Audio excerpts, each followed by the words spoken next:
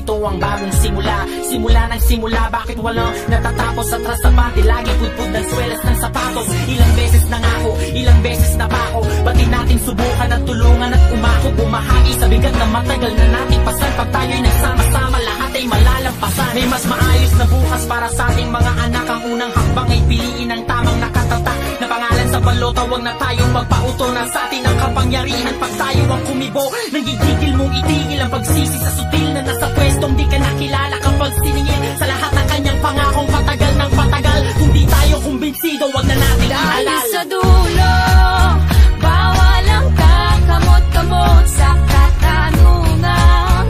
Harap-harap ang iabot, sinong pinili?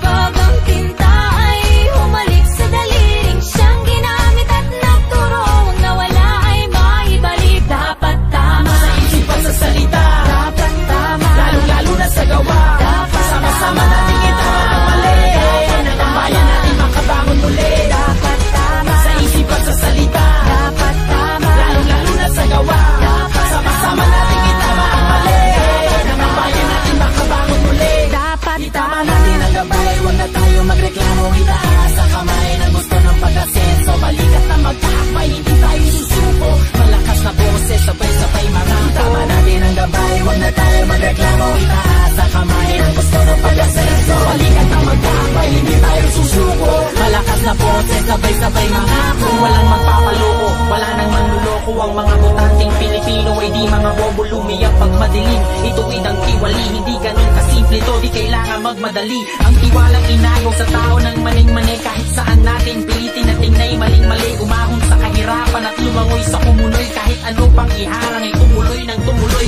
Pagdating ng eleksyon, ito ang dapat na panata. Isulat kung sino ang talagang sa tingin mo'y tama. At sa araw na napakapihira lang dumaan,